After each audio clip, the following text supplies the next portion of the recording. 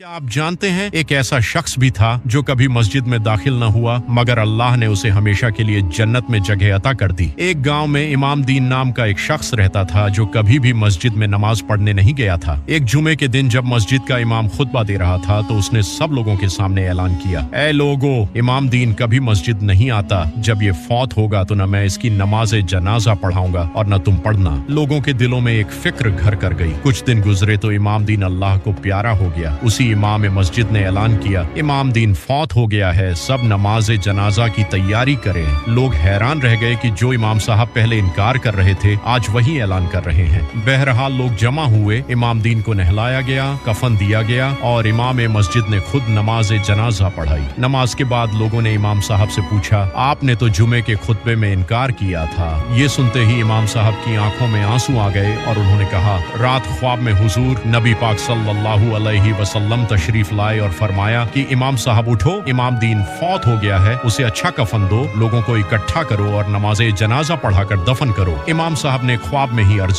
किया, या रसूल अल्लाह सल्लल्लाहु अलैहि वसल्लम, ये तो आज तक मस्जिद नहीं आया, फिर ये क्या बात हुई? तो हुजूर सल्लल्लाहु अलैहि वसल्लम ने फरमाया, क्या तुम्हारे गांव में कुछ दिन पहले बारिश हुई थी? इमाम साहब ने अर्ज की, जी या रसूल अल्लाह सल्लल्लाहु अलैहि वसल्लम, बड़ी जोर की हुई थी। हुजूर सल्लल्लाहु अलैहि वसल्लम ने फरमाया, जब बारिश शुरू हुई तो इमाम दीन घर पर था और उसकी बीवी चूल्हे पर खाना पका रही थी। बीवी ने उसे कहा कि जल्दी छत पर जाओ, ऊपर लकड़ियां रखी हैं, वो भीग जाएंगी तो हांडी कैसे पकेगी? इमाम दीन सीढ़ी चढ़कर छत पर गया, देखा लकड़ियां वाकई भीग रही हैं, लेकिन इतने में उसकी नजर उस मस्जिद पर पड़ी जहां लोग नमाज पढ़ते थे। मस्जिद का एक रोशनदान खुला हुआ था और बारिश का पानी अंदर जा रहा था। इमाम दीन के दिल में फिक्र पैदा हुई कि अगर मस्जिद का फर्श भीग गया तो नमाजी कहाँ खड़े होंगे। वो लकड़ियां वहीं छोड़कर सीढ़ी से नीचे उतरा और भागता हुआ घर से बाहर निकलने लगा। बीवी ने आवाज दी कि लकड़ियां भीग जाएंगी तो उसने मुड़कर कहा, पगली, तुम लकड़ियों की बात करती हो, उधर अल्लाह के घर में पानी जा रहा है। वो भागता हुआ मस्जिद पहुंचा, रोशनदान बंद किया, अपने सर का रूमाल उतारा और उसी से मस्जिद का फर्श साफ किया और सफ़ें दुरुस्त की,